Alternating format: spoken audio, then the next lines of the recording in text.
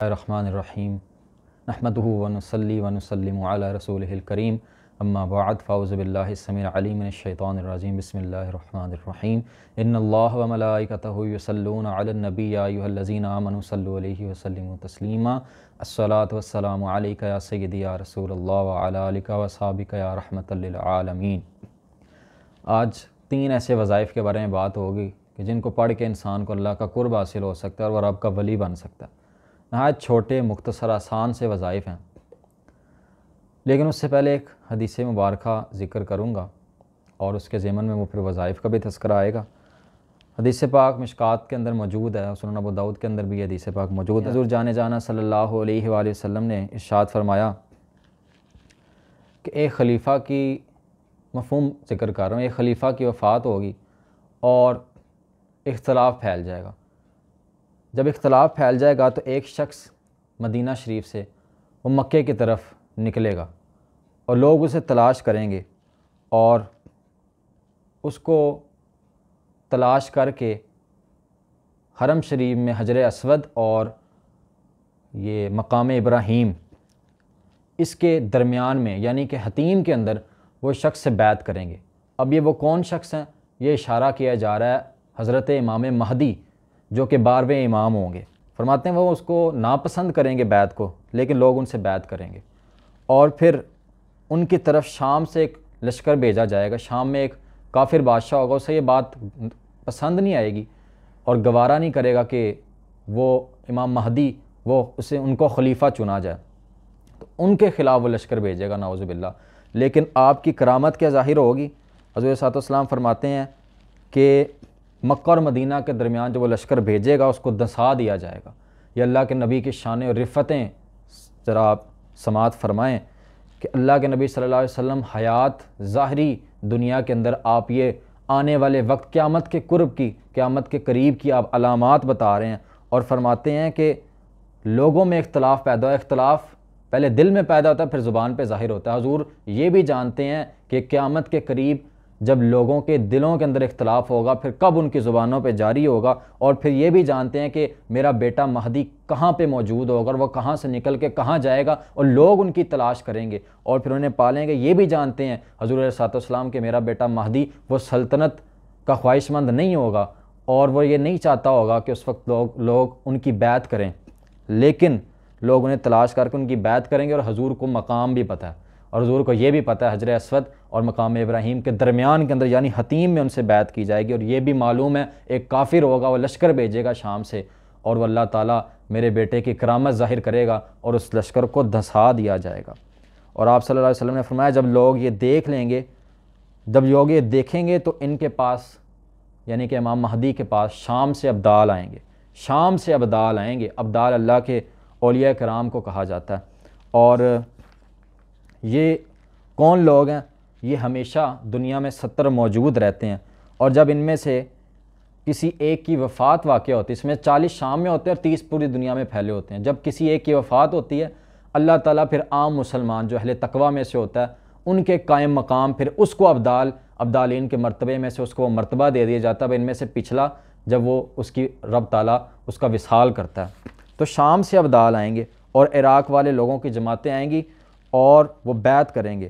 پھر قریش کا ایک شخص نکلے گا جس کے ماموں بنو کلب کے ہوں گے، یعنی اس کا ننہال بنو کلب سے ہوگا، اور وہ پھر اس لشکر کے خلاف اس کو جنگ کرنے کی ان کے ساتھ کوشش کرے گا، لیکن رب تعالیٰ حضرت امام مہدی کے لشکر کو فتح یاب کرے گا، اور یہ حضور صلی اللہ علیہ وسلم نے فرمایا لوگوں میں ان کے نبی کی سنت پر عمل کرے گا، یعنی میرا بیٹا میری سنتوں کو زندہ کرے گا، اسلام زمین میں اپنی گردن بچھا دے گا، یعنی اسلام پوری دنیا پہ نافذ ہو جائے گا۔ پھر وہ 7 سال قیام کریں گے، پھر وفات پائیں گے، اور پھر جب وہ وفات پائیں گے تو لوگ ان کی نماز جنازہ پڑھیں گے۔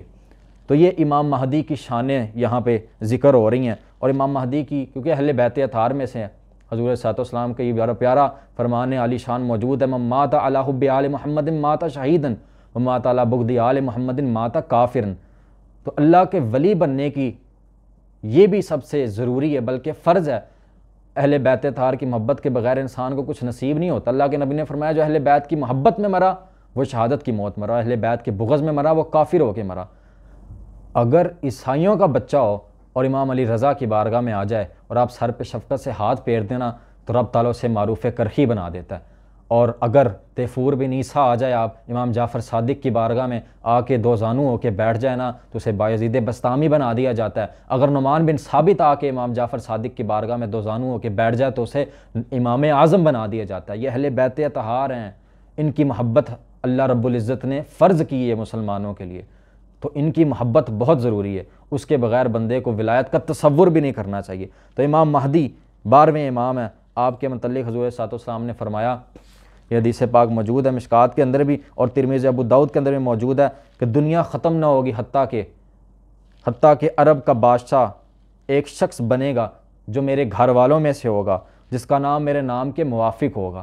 یہاں عرب ذکر کیا، لیکن عرب کیونکہ ہر بندے کا دل عربی ہوتا ہے اور جنتیوں کی زبان بھی عربی ہوگی، قبر میں بھی عربی بولی، جہاں عرب سے مراد یہ نہیں ہے کہ صرف عربی بلکہ عرب و عجم کا وہ بادشاہ بنائے گا، اسے سلطنت عطا کی جائے گی۔ حضور صلی اللہ علیہ وسلم نے ایک اور روایت کے اندر آتا ہے کہ اگر قیامت قائم ہونے میں صرف ایک دن باقی رہ جائے گا نا تو رب تعالیٰ اس دن کو دراز فرما دے گا اور وہ میرا بیٹا ظاہر ہوگا جس کا نام میرے نام پہ ہوگا۔ اس طرح دنیا ظلم و زیادتی سے بھری تھی نا، اسی طرح وہ زمین و آسمان کو انصاف و عدل سے بھر دے گا۔ اور آپ صلی اللہ علیہ وسلم نے فرمایا کہ مہدی مجھ سے ہیں، جس طرح کہا تھا کہ حسین مجھ سے ہیں اور میں حسین سے، فرمایا کہ مہدی مجھ سے ہیں اور چوڑی پیشانی والے اور اونچی ناک والے، یعنی کہ حضور سے مشابہ ہیں، اور حضور کی حسن جیسا امام مہدی کو رب تعالیٰ نے حسن عطا کیا ہے۔ فرمایا کہ زمین کو عدل و انصاف سے بھر دیں گے اور 7 سال پھر دنیا میں رہیں گے۔ اور آپ صلی اللہ علیہ وسلم نے فرمایا جب کوئی مانگے گا نا امام مہدی سے مجھے عطا کرو، مجھے دو، تو فرمایا کہ پھر اتنا دیں گے کہ وہ شخص اٹھا بھی نہیں پائے گا۔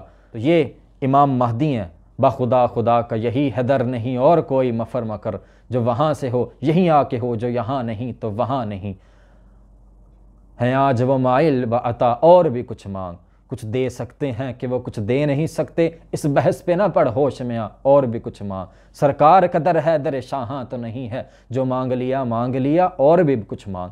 تو یہ حضور علیہ الصلوۃ والسلام کے اہل بیت اطہار ہے، حضور کا گھرانہ ہے، یہاں سے حضور کے گھرانے کا لنگر بٹتا ہے، یہاں پہ تو نعمتیں عطا ہوتی ہیں، تو یہاں سے امام مہدی کی شانیں ظاہر ہوتی ہیں۔ اب کہنا یہ چاہتا ہوں اس حدیث پاک میں جو ذکر آیا نا کہ شام سے ابدال آئیں گے اور آ کے بیعت کریں گے، اس کے ضمن کے اندر حضرت معاذ بن جبل فرماتے ہیں کہ جس میں راضی بالرضا، یعنی کہ رب تعالیٰ کی رضا میں راضی رہنا پایا جائے اور بری باتوں سے اپنی زبان کو روکتا بھی ہو، اور اللہ رب العزت کے لیے کسی سے غصہ کرے نا تو رب تعالیٰ اسے کیا نعمت عطا کرتا ہے کہ رب تعالیٰ اسے ابدالین میں اس کا شمار فرما دیتا ہے اور وہ انشاءاللہ ضرور ابدال میں داخل ہوگا۔ اور امام غزالی اس کے تحت کیا فرماتے ہیں؟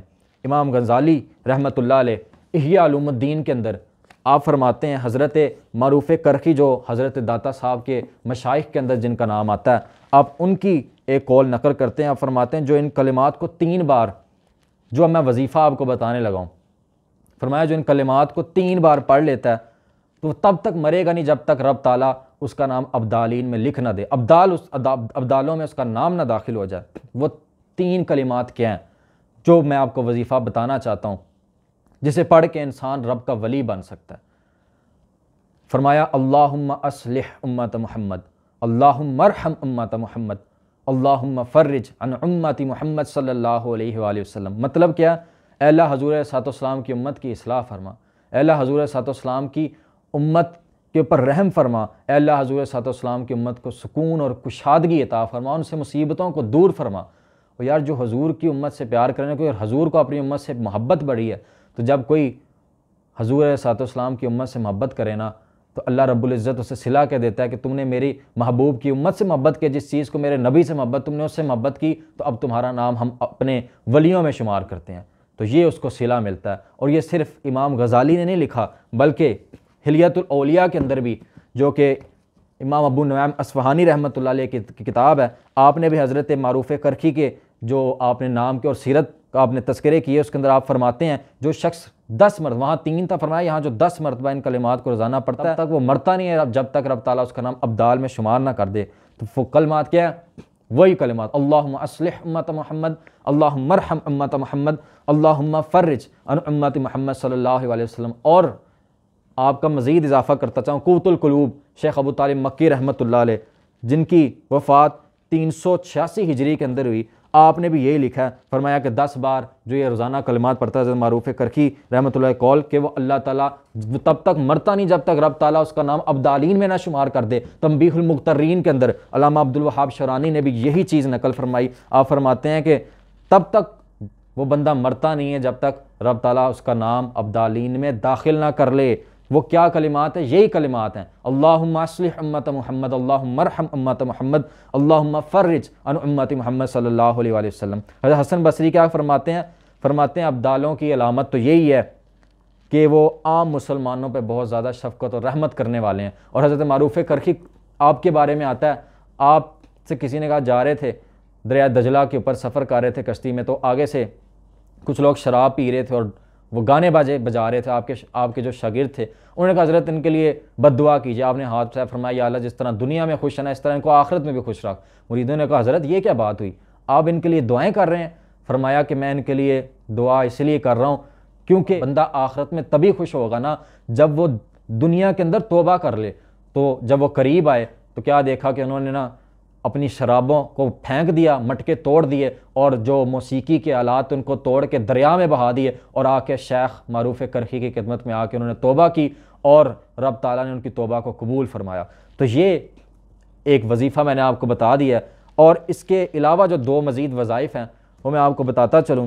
حضرت شیخ ابو بکر قطانی بغدادی رحمۃ اللہ علیہ، یہ جامع کرامات اولیاء کے اندر بھی یہ آپ کے بارے میں آپ کون ہیں؟ بہت بڑے اللہ کے ولی ہیں، آپ کے بارے میں آتا ہے۔ کسی نے پوچھا سے صوفی کون ہے؟ فرمایا صوفی وہ ہے کہ ساری عشاء کے وضو سے ساری رات عبادت کرتا رہے، صبح فجر کی نماز عشاء کے وضو سے پڑھے، لیکن جب اس سے کہا جائے کہ اس کو پتہ چلے، اسے علم ہو کہ کوئی فلاں بندہ ساری رات سویا رہا ہے تو اسے پھر بھی اپنے سے افضل سمجھے۔ اور یار علم عاجزی سکھاتا ہے، تصوف عاجزی سکھاتا ہے۔ شیخ ابو بکر قطانی بغدادی کیا فرماتے ہیں؟ کہتے ہیں کہ مجھے حضور صلی اللہ علیہ وسلم کی نا زیارت ہوئی، میں نے اللہ کے نبی سے پوچھا یا رسول اللہ مجھے کوئی ایسا عمل بتائیے کہ میرا دل مردہ نہ ہو، میرے لیے دعا فرمائیے۔ حضور صلی اللہ علیہ وسلم نے ارشاد فرمایا کہ تم دن میں 40 بار یہ پڑھ لیا کرو، رب تعالیٰ تمہارے دل کو مردہ ہونے سے محفوظ رکھے گا۔ وہ کیا پڑھنا ہے؟ دوسرا وظیفہ کہ انسان اپنے دل کو مردہ ہونے سے کیسے بچائے۔ پڑھنا ہے یا حیو یا قیوم، اے ہمیشہ اور زندہ قائم رہنے والے، لا الہ الا انت، اے ہمیشہ اور زندہ قائم رہنے والے، معبود برحق تو صرف تو ہی ہے۔ تو یہ نہایت آسان وظیفہ، پہلا والا میں نے ذکر کیا، دوسرا یہ ہے یا حیو یا قیوم لا الہ الا انت، اور تیسرا وظیفہ یہ والا جو وظیفہ ہے جامع کرامات اولیاء، اس کو علامہ عبدالوہاب شرانی نے طبقات میں بھی ذکر کیا اور حضرت فرید الدین عطار نے تذکرۃ الاولیاء میں بھی اسے نقل کیا۔ تیسرا جو وظیفہ ہے وہ تیسرا وظیفہ حضرت سہل بن عبداللہ تستری رحمۃ اللہ علیہ، اب اپنے ماموں سے بیعت تھے اور کہتے ہیں ان کے ماموں نے نا انہیں ایک وظیفہ بتایا، رات کو سونے سے پہلے وہ پڑھنا ہے۔ وظیفہ کیا؟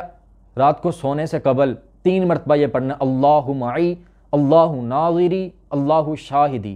مطلب کیا؟ اللہ معی، میرا اللہ میرے ساتھ ہے، اللہ ناظری، میرا اللہ ہر چیز کو دیکھ رہا ہے، اللہ شاہدی، میرا اللہ ہر چیز پہ گواہ ہے۔ فرمایا 3 مرتبہ پڑھتا رہا، اس کے کچھ عرصے بعد میرے ماموں نے اس کو کہا کہ اس کو بڑھا کے تم اسے 7 مرتبہ پڑھنا شروع کر دو۔ کہتا فرمایا 7 مرتبہ پڑھنے کی روٹین جب بن گئی، فرمایا 15 مرتبہ پڑھنا شروع کر دو، پھر ساری زندگی آپ نے اس کو اپنی زندگی کا معمول بنا لی۔ کتنا پیارا وظیفہ ہے، اللہ معی، میرا اللہ میرے ساتھ ہے۔ بندے کو یہ یقین ہو جائے نا پختہ میرا اللہ میرے ساتھ ہے، تو دنیا کی ساری مصیبتیں اس کے سامنے آ جائیں نا، اسے فرق نہیں پڑتا، وہ پھر رب کی رضا پہ راضی رہتا۔ جس سونا میرے دکھاں تے راضی اس تے میں سکھاں نو چلے پاواں، اس کو پھر فرق نہیں پڑتا کسی چیز سے۔ اللہ ناظری، میرا اللہ مجھے دیکھ رہا ہے۔ جب بندے کے دل میں یہ پختہ یقین بیٹھ جائے نا میرا اللہ مجھے دیکھ رہا ہے، اس کے پھر دل میں شیطان گناہ کا وسوسہ بھی نہیں داخل کر سکتا۔ اور اللہ شاہدی، میرا اللہ ہر چیز پہ گواہ ہے۔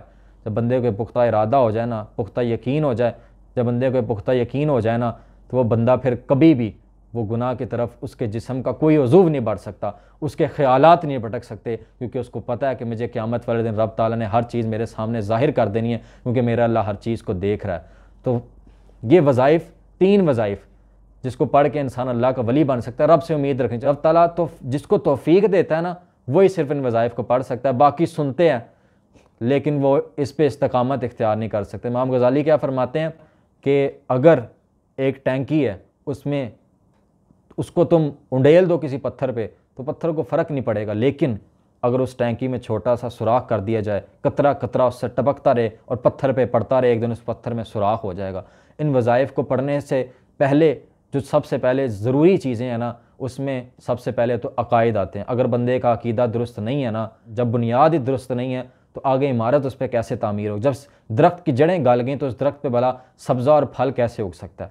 تو ضروری ہے کہ بندے کے عقائد و نظریات ٹھیک ہوں اور رب تعالیٰ کی محبت ہو، رب تعالیٰ کے محبوب کی محبت ہو، رب کے حضور علیہ الصلوۃ والسلام کے اہل بیت اطہار کی، محبوب کے گھرانے کی محبت ہو، اور پھر اللہ کے اولیاء کرام کی محبت سینے میں موجود ہو، اور اس کے بعد بندہ حضور علیہ الصلوۃ والسلام کی جو شریعت ہے اس کی اتباع کرتا ہو، اس کو سچے دل سے تسلیم کر کے اس کے اوپر اپنی پوری کوشش عمل کی کرے۔ کیونکہ حضرت محمد علی حکیم ترمذی رحمۃ اللہ علیہ کا یہ فرمان ہے کہ لوگ تو ڈھونڈتے ہیں اسم اعظم کی تلاش کرتے ہیں، میں تمہیں بتاتا ہوں اسم اعظم کیا ہے۔ اسم اعظم دراصل حضور کی ذات میں چھپا ہے۔ جب تم حضور علیہ الصلوۃ والسلام کی اتباع کرو گے نا تو پھر تم رب کو جس نام سے بھی پکارو گے نا تم مستجاب الدعوات بن جاؤ گے، رب تعالیٰ تمہاری دعائیں قبول کرے گا، کیونکہ رب اپنے محبوب کی اداؤں سے محبت کرتا ہے۔ تو جب تم محبوب کی ادائیں اپناؤ گے تو رب تعالیٰ تمہیں بھی اپنا محبوب بنا لے گا۔ اور اس کے بعد پھر اپنے معاملات کو درست کیجئے، لوگوں کے ساتھ اچھا سلوک کیجئے۔ رب کا ولی ہوتا ہی وہ ہے جو اللہ کی مخلوق سے محبت کرے۔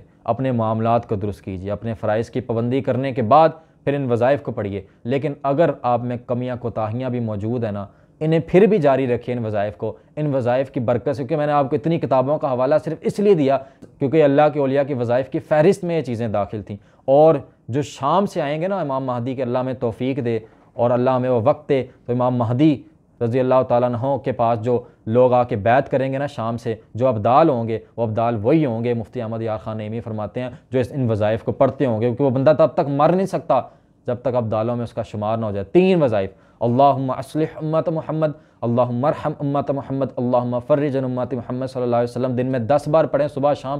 اور یہ یا حی یا قیوم لا الہ الا انت، اس کو آپ 40 مرتبہ دن میں ضرور پڑھیں، اور اس کے بعد سونے سے پہلے اپنے دل میں پوری توجہ کے ساتھ ترجمے کو بھی آپ ذہن نشین کر لیجئے اور اسے پڑھیے، اللہ معی، اللہ ناظری، اللہ شاہدی۔ تو اے میرے عزیز، رحمت کے سلسلے میں اپنے اسلاف کی اقتداء کر، اور تمام تعریفیں اللہ رب العزت کے لیے ہیں جو تمام جہانوں کا رب ہے۔ وما توفیقی الا باللہ۔